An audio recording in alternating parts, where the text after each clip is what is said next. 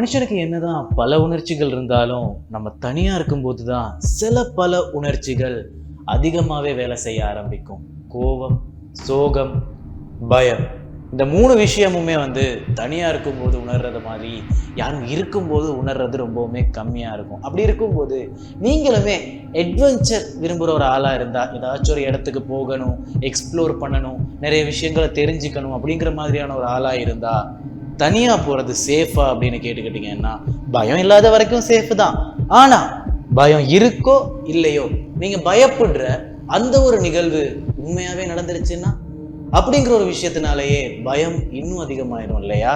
So அந்த ஒரு பயம் உங்களுக்கு நடந்தாலும் பயமா தான் இருக்கும். அப்படி இல்லைன்னா இன்னொருத்தருக்கு நடந்ததை கேட்கும் போதா இருந்தாலும் லைட்டா அள்ளு விட்டுரும் அப்படின்னே சொல்லலாம். ஸோ இன்னைக்கு நம்ம பார்க்க போற கதை எப்படி இருக்க போகுது அப்படின்னு பார்த்துக்கிட்டீங்கன்னா, இந்த ஒரு பயத்தை உச்ச கட்டத்துக்கு கொண்டு போய் தனியா அனுபவிச்ச ஒரு நபரோட கதையை தான் நம்ம பார்க்க போறோம். ஆனா அந்த நபரை தாண்டி பல விஷயங்கள் இந்த ஒரு சம்பவத்துல உள்ளடங்கி இருக்கு அப்படின்னே சொல்லலாம். ஃபர்ஸ்ட் சம்பவமா இருக்க போறது ஒரு மலை. அந்த மலையில பல பேர் கொலை செய்யப்பட்டிருக்காங்க அப்படிங்கிற மாதிரியும் கதைகள் இருக்கு. ஆனா அந்த மலையில இவங்க எல்லாரையும் கொலை பண்ணது யாரு அப்படிங்கிறதே இன்னுமே சஸ்பிஷியஸான ஒரு விஷயமா இருக்கு. ஏன்னா அங்க மனித நடமாட்டம் ரொம்பவுமே கம்மியா இருக்கு, மிருக நடமாட்டமும் ஓரளவுக்கு தான் இருக்கு. இருந்தாலும் மிருகங்கள்னால கொலை பண்ணப்பட்டவர்கள் யாருமே இல்லை இவங்கெல்லாம் அப்படிங்கிறதுனால ஒரு மனிதனா இருக்குமா, ஒரு மிருகமா இருக்குமா, அப்படியும் இல்லைன்னா ஒரு விசித்திரமான உயிரினமா இருக்குமா அப்படின்னு பல சந்தேகங்களை தூண்டின ஒரு கதையை பத்தி தான் இன்னைக்கு நம்ம பார்க்க போறோம். இன்னைக்கு சம்பவமா இதுதான் இருக்க போது. வாங்க நிகழ்ச்சிக்குள்ள போயிடலாம்.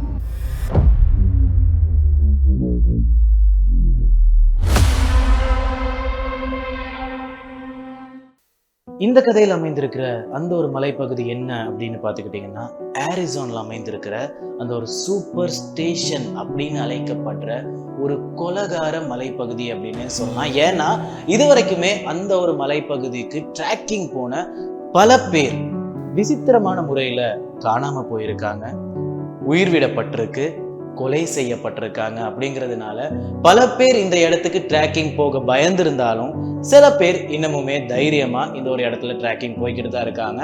ஒரு அழகான மலைப்பகுதி அப்படின்னே சொல்லலாம். காடுகளோட, மிருகங்களோட, பறவைகளோட, சின்ன சின்ன மிருகங்களோட ரொம்பவுமே அழகான ஒரு பிளேஸா இருந்திருக்கு. அப்படி இருக்கிறதுனாலயே ட்ராக்கிங் போக விரும்புறவங்களுக்கு ஒரு பிடிச்ச பிளேஸா இந்த ஒரு சூப்பர் ஸ்டேஷன் அப்படின்னு அழைக்கப்படுற ஒரு மவுண்டெயின் இருந்திருக்கு. ஸோ இந்த ஒரு சூப்பர் ஸ்டேஷன் மவுண்டெயின்ல பல பேர் என்னதான் உயிர் இழந்திருந்தாலும் இன்னும் பல பேர் ட்ராக்கிங் போய்கிட்டு தான் இருக்காங்க. ஸோ அப்படி இருக்கும்போது ஒரு சின்ன பையனுக்கு நடந்த சம்பவமா தான் இந்த ஒரு சம்பவம் இருக்க போகுது.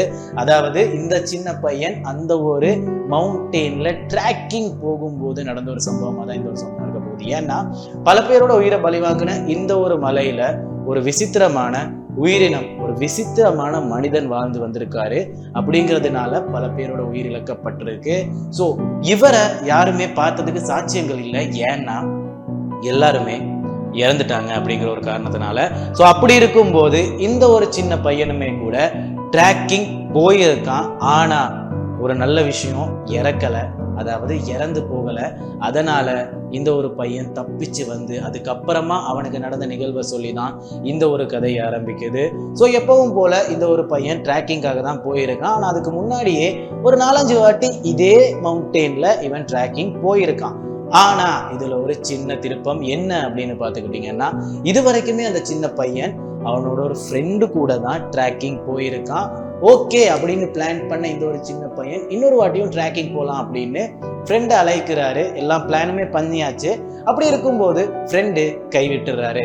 ஸோ அப்படி இருக்கும்போது இந்த ஒரு பையன் தனியாவே நம்ம இந்த ஒரு ட்ராக்கிங்கை போயிடலாம் அப்படிங்கிற ஒரு பிளான்குள்ள வர்றான். தனியா போறது ரொம்ப சேஃபும் கிடையாது.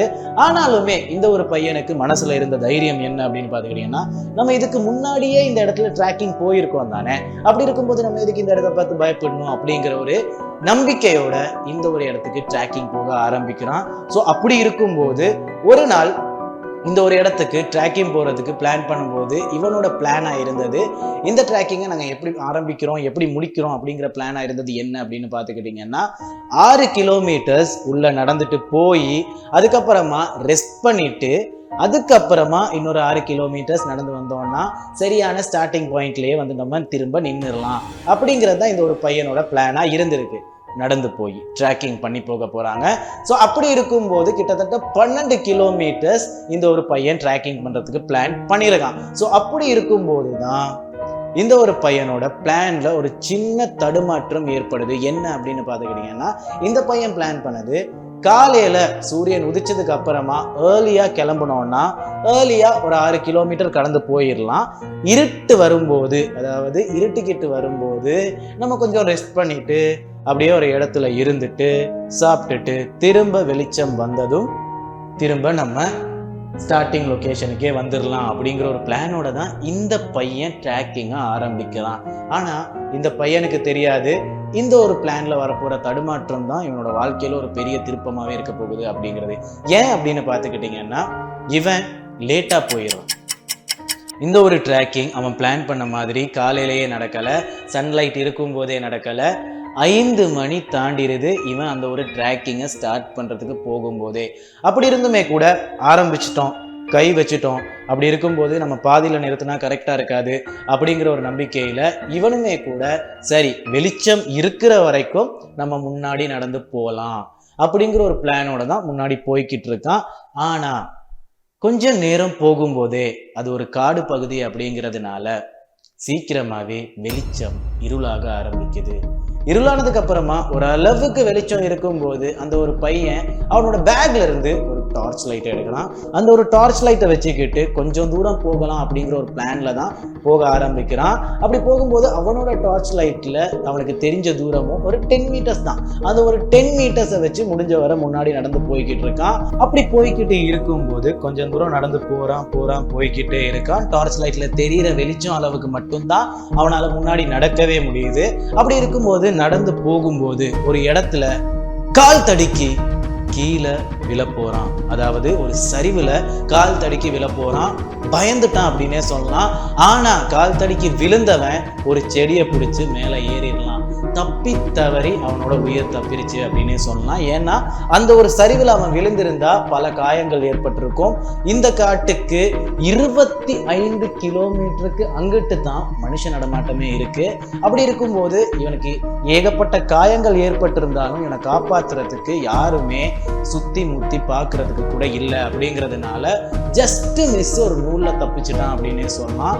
ஸோ அதுக்கப்புறமா செடியை பிடிச்சி மேலே வந்த அந்த ஒரு பையன் நம்ம பெரிய தப்பு பண்ணிட்டோம், இருட்டானதுக்கு அப்புறம் இங்க வந்திருக்கவே கூடாது, அப்படியே வந்திருந்தாலும் ரெஸ்ட் எடுத்துட்டு வெளிச்சம் வந்ததுக்கு அப்புறம் தான் நம்ம போயிருக்கணும், தப்பி தவறியாச்சு நம்ம அந்த குழியில விழுந்திருந்தா என்ன நடந்திருக்கும் அப்படின்னு பயப்பட ஆரம்பிக்கிறான். ஆனாலுமே தைரியமான பையன் இல்லையா, அப்படிங்கிறதுனால சரி ஓகே நம்ம இங்கேயே பக்கத்துல எங்கேயாச்சும் கேம்ப் போட்டு ரெஸ்ட் பண்ணிட்டு வெளிச்சம் வந்ததுக்கு அப்புறம் திரும்ப போயிடலாம். ஆக்சுவலா அப்ப கூட ட்ராக்கிங்கை கண்டினியூ பண்ணிடலாம் அப்படின்ற ஒரு மோசமான டிசிஷனுக்கு போகல, திரும்ப போயிடலாம் அப்படிங்கிற ஒரு பிளானுக்குள்ள தான் வர்றான்.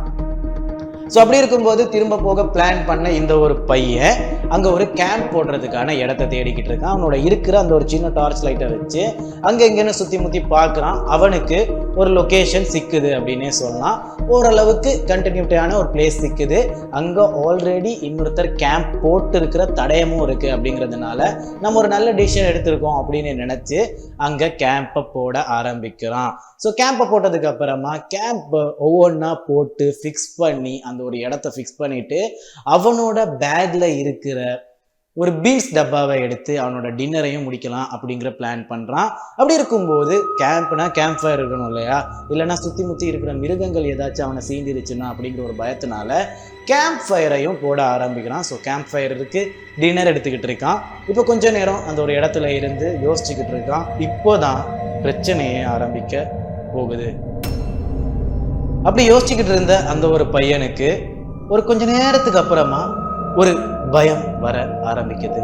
அந்த ஒரு பயத்தினாலேயே கொஞ்சம் சுத்தி முத்தி பார்க்க ஆரம்பிக்கிறான். அந்த ஒரு பயம் இன்னும் ஸ்ட்ராங் ஆகிறதுக்கு காரணமா சுத்தி காத்தடிக்குது, சின்ன சின்ன பறவைகளோட சத்தம் கேட்குது, சின்ன சின்ன உயிரினங்களோட சத்தம் கேட்க ஆரம்பிக்குது. அப்படி இருக்கும்போது அந்த சத்தத்தோட நடு காட்டுல தனியா ஒரு கேம்ப் ஃபயரை மட்டும் வச்சுக்கிட்டு இருக்கிற இந்த ஒரு சின்ன பையன் ரொம்பவுமே பயத்துக்குள்ளாகிறான். ஆனா இப்போ அவனுமே கூட இல்லை, இது ஏதாச்சும் நம்மளோட சர்வைவல் இன்ஸ்டிங்க்டா இருக்கும், அதாவது நம்ம பயந்துருக்கோம், தனியா இருக்கோம் அப்படிங்கிறதுனால நமக்கு மனசுல தோன்ற சில பல உணர்ச்சி தான் அப்படின்னு அவனே ஓகே பண்ணிக்கிட்டு அப்படியே உட்காந்து சாப்பிட ஆரம்பிக்கிறான். சாப்பிட்டுக்கிட்டு இருக்கும்போது அவன் பக்கத்துல ஒரு கல் வந்து விழுகுது.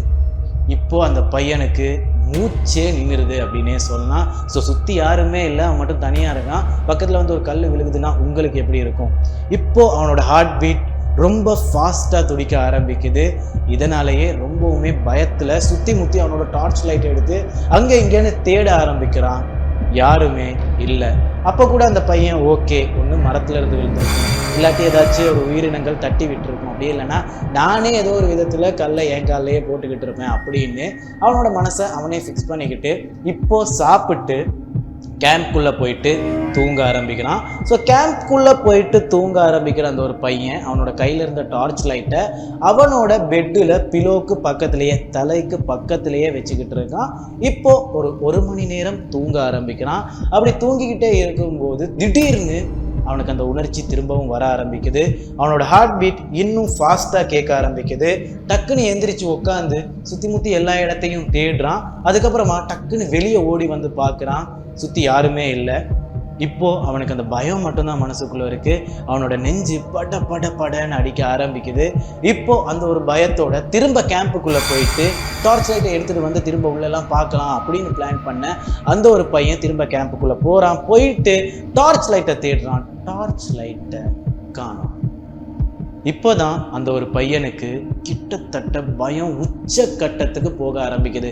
நீங்களுமே கூட அந்த ஒரு இடத்துல இருந்திருந்தா என்ன மாதிரியான ஒரு விஷயத்தை ஃபேஸ் பண்ணியிருப்பீங்க அப்படின்னு யோசிச்சு பாருங்க. ஸோ அப்படி இருக்கும்போது இந்த ஒரு பையன் திரும்பவும் பயத்தில் அவனோட டார்ச் லைட்டை சுற்றி முற்றி எல்லா இடத்துலையுமே தேடி பார்க்க ஆரம்பிக்கிறான்.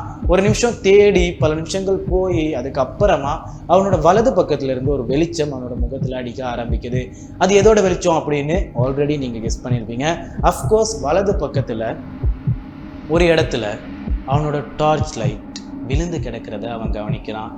அது மட்டும் கிடையாது, அந்த ஒரு டார்ச் லைட் விழுந்து கிடக்கிற இடத்த அவன் அப்படியே பார்த்துக்கிட்டு இருக்கும்போது பின்னாடி ஏதோ ஒரு இடத்துல ஸ்டெப்ஸ் சவுண்ட் கேட்க ஆரம்பிக்குது. யாரோ நடக்கிற மாதிரியான சவுண்ட்ஸ் கேட்க ஆரம்பிக்குது. இப்போ அந்த ஒரு பையன் கம்ப்ளீட்டாக பயந்துடுறான். அதுக்கப்புறமா முன்னாடி அவனோட டார்ச் லைட்டை எடுக்க போனான் அப்படின்னு காலை லைட்டாக முன்னாடி வைக்கும்போதே அந்த ஒரு ஸ்டெப் சவுண்ட், அந்த ஒரு கால் தடங்கள் அந்த ஒரு டார்ச் இருக்கிற பக்கத்தில் கேட்க ஆரம்பிக்குது. இப்போ பயந்த அந்த ஒரு சின்ன பையன் இருந்த இடத்துலயே நின்றுறான். நின்று யோசிச்சுக்கிட்டே இருக்கான். ஓகே, நம்மளோட டார்ச் லைட்டை நம்ம தூங்கி இருக்கிற இடத்துக்கு பக்கத்திலேயே வந்து எடுத்துட்டு போய் இன்னொரு இடத்துல வச்சிருக்காங்க. அப்போ கண்டிப்பா இங்க யாரோ இருக்காங்க அப்படின்னு பயப்பட ஆரம்பிக்கிறான்.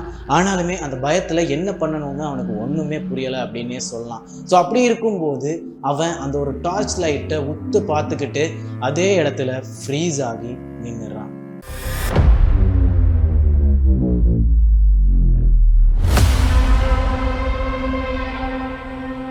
ஃப்ரீஸ் ஆகி நின்று இருக்கும்போது அந்த ஒரு ஃபுட் ஸ்டெப் அவனோட சுற்றி முற்றி எல்லா இடத்துலையுமே கேட்க ஆரம்பிக்குது. இப்போ அந்த ஒரு பையனுக்கு பயம் உச்சக்கட்டத்துக்கு போயிடுது அப்படின்னே சொல்லலாம். ஸோ பயம் எவ்வளவு உச்சக்கட்டத்துக்கு போயிருக்கு அப்படின்னு அவன்கிட்ட கேட்கும்போது அவன் சொன்ன ஒரு விஷயம்தான், எனக்கு பயத்தில் வாந்தியே வர்ற மாதிரி இருந்துச்சு அப்படிங்கிற அளவுக்கு அந்த ஒரு பையன் சொல்லியிருக்கான். ஆனால் ஆக்சுவலாக அதுக்கு கூட அவனுக்கு நகர்றதுக்கு பயமாக தான் இருந்திருக்கு.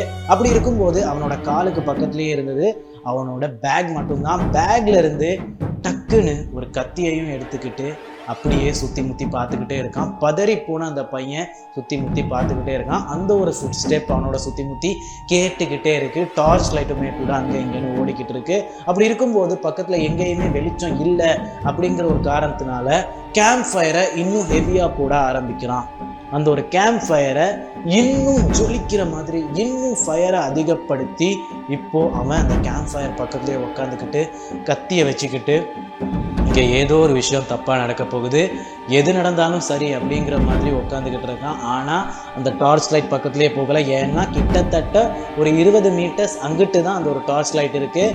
அதாவது அவனோட கேம்ப் ஃபயர்லேருந்து ரொம்ப தூரமாக இருக்குது. அப்படி அவன் அந்த கேம்ப் ஃபயர்லேருந்து தூரமாக போனான்னா அந்த ஒரு உருவம் இவனை என்ன வேணா பண்ணலாம் அப்படிங்கிற ஒரு பயத்தினாலேயே அவன் கேம்ப் கிட்டேயே உக்காந்துடுறான். அப்படி அவன் கேம்ப் கிட்டேயே உட்காந்துட்டு இருக்கும்போது இந்த ஒரு உருவத்தோட அந்த ஒரு ஸ்டெப் சவுண்ட் கம்மியாகுது. அதாவது அவனோட பக்கத்துல இருந்து ரொம்ப தூரமா போற மாதிரியான ஒரு சவுண்ட் தான் இப்போ அவனுக்கு ஃபீல் ஆகுது. ஸோ அப்படி இருக்கும்போது லைட்டா ரிலாக்ஸ் ஆகுறான். ஆனா அவனோட கேம்ப் ஃபயர் கம்மியாக ஆரம்பிக்குது. ஸோ கம்மியாக ஆரம்பிக்கும் போது அந்த ஒரு ஸ்டெப் சவுண்ட் பக்கத்தில் வர்ற மாதிரியான சத்தங்களை இவன் காதில் கேட்கக்கூடியதா இருக்கு. அப்படிங்கிறதுனாலயே அவன் அந்த ஒரு கேம்ப் ஃபயரை முடிஞ்ச வர ரொம்பவுமே பவர்ஃபுல்லாக எரிய வைக்கிறான், முடிஞ்ச வர ஜொலிக்க வைக்கிறான் அப்படின்னே சொல்லலாம். அப்படி இல்லைன்னா அந்த ஒரு கேம்ப் ஃபயர் கம்மியாகும் போது அந்த ஸ்டெப் சவுண்ட் முன்னாடி வந்துடுது, அந்த ஒரு கேம்ப் ஃபயர் அதிகமாக இருக்கும்போது அந்த ஒரு ஸ்டெப் சவுண்ட் தூரமாக போயிடுது. அப்படிங்கிறத இவனுமே கூட ஃபீல் பண்ண ஆரம்பிக்கிறான். ஸோ அப்படி இருக்கும்போது கையில் கத்தி, முன்னாடி பெரிய கேம்ப் ஃபயர், அப்படி இருக்கும்போது அந்த ஒரு உருவம் அங்கேயும் இங்கேயும் தடுமாறிக்கிட்டு இருக்கு. அப்படி இருக்கும்போது அந்த ஒரு ஸ்டெப் சவுண்ட் கம்ப்ளீட்டாக நின்றுது. இப்போ அந்த ஒரு பையன் பதறி போய் ஐயோ பக்கத்தில் வந்துருச்சா, என்ன பண்ணுமோ தெரியாது அப்படின்னு சுற்றி முற்றி தேட ஆரம்பிக்கிறான். ஆனால் எங்கேயுமே இல்லை. ஆனால் அந்த ஒரு ஸ்டெப் சவுண்ட் நின்ன இடம் அவனோட கண்ணுக்கு எட்டுற தூரத்தில் தான் இருக்குது. அதாவது ஒரு 4-5 மரங்கள் கிட்ட தான் அந்த ஒரு ஸ்டெப் சவுண்ட் நின்று இருக்கு. ஆக்சுவலாக அந்த 4-5 மரங்கள் இருக்கிறதுமே கூட அந்த ஒரு டார்ச் லைட்டுக்கு பக்கத்தில் தான். இப்போ இந்த ஒரு கேம்ப் ஃபயர் லைட்டாக மங்கிக்கிட்டு வரும்போது, அப்படியுமே நம்ம பக்கத்தில் ஒரு பெரிய லைட் இருக்குன்னு வச்சுக்கோங்களேன், ரொம்பவுமே பிரைட்டாக இருக்குன்னு வச்சுக்கோங்களேன், அந்த ஒரு லைட் இருக்கிற தூரம் மட்டும்தான் நம்மளால் பார்க்க முடியும். அதை விட தூரமாக பார்க்கணுன்னா ரொம்பவுமே கஷ்டமாக இருக்கும் இல்லையா? ஸோ இந்த ஒரு கேம்ப் ஃபயரோட லைட் இருக்கிற பக்கத்தை மட்டும்தான் இவனால் பார்க்க முடியுது. அதனால அந்த மரத்துக்கு பின்னாடி யார் இருக்கா, என்ன மாதிரியான ஒரு உருவம் இருக்கு அப்படிங்கிறத இவனால கெஸ் பண்ணிக்கவே முடியல, ஆக்சுவலா பார்த்துக்கவே முடியல. ஆனா பக்கத்துல போயிட்டு பார்க்கவும் எனக்கு பயமா இருக்கு. ஏன்னா கேம்ப் ஃபயரை தாண்டி போனா ஏதாச்சும் பண்ணிடும் இந்த ஒரு உருவம் அப்படிங்கிற ஒரு பயத்தோடையே அவன் கேம்ப் ஃபயர் பக்கத்துலேயே உட்காந்துக்கிட்டு இருக்கான். ஆனாலுமே ஸ்டெப் சவுண்ட் நின்னது அவனோட ஒரு 20 மீட்டர்ஸ் முன்னாடி அவனோட டார்ச் லைட் இருக்கிற அந்த 4-5 மரங்கள் இருக்கிற அந்த ஒரு இடத்துல தான். ஸோ அந்த ஒரு உருவம் இப்போ அந்த மரத்துக்கு பின்னாடி தான் இருக்கு அப்படின்னு கன்ஃபர்மேஷனுக்கே வந்துடுறான் அந்த ஒரு பையன். ஆனால் இப்போதான் பெரிய பிரச்சனை ஆரம்பிக்குது. என்ன அப்படின்னு பார்த்துக்கிட்டிங்கன்னா, கிட்டத்தட்ட 3 to 4 hours இந்த ஒரு உருவத்தோட சர்வைவ் பண்ண அவன் கிட்டத்தட்ட இப்போ ஒரு 3 மணி ஆகுது, விடிய 3 மணி ஆகுது. அப்படி இருக்கும்போது இந்த ஒரு கேம்ப் ஃபயர் கம்ப்ளீட்டாக மங்கிக்கிட்டு வருது. சரி ஓகே ப்ரோ, கேம்ப் ஃபயர் மங்கிக்கிட்டு வந்தால் திரும்ப குச்சிகளை போட்டாச்சு, எரிச்சாச்சு, அவ்வளோதானே. குச்சிகளுமே கூட இவன் முன்னாடியே கேம்ப் ஃபயரை ரொம்பவுமே லைட்டாக எரிய வைக்கணும் அப்படிங்கிறதுக்காக யூஸ் பண்ணனால முடிஞ்சிருது. இப்போ அவன் குச்சிகள் தேடும்போது பக்கத்தில் எந்த இடத்துலையுமே குச்சிகளும் இல்லை. அப்படி இருக்கும்போது அவனால் இந்த ஒரு கேம்ப் ஃபயரையுமே சர்வைவ் பண்ணி வச்சுக்க முடியலை. அப்படி இருக்கும்போது அந்த ஒரு கேம்ப் ஃபயர் அணிஞ்சிக்கிட்டு வருது. இப்போ அந்த ஒரு பையன் சரி இதுதான் நம்ம வாழ்க்கையோட இறுதி கட்டம் அப்படின்னு அவனோட மனசை திடப்படுத்திக்கிட்டு அவனோட கையில் அந்த கத்தியை வச்சுக்கிட்டு அந்த கத்தியையே பார்த்துக்கிட்டு ரொம்ப நேரமாக வரப்போகிற அந்த ஒரு உருவத்துக்காக காத்துக்கிட்டு இருக்கான்.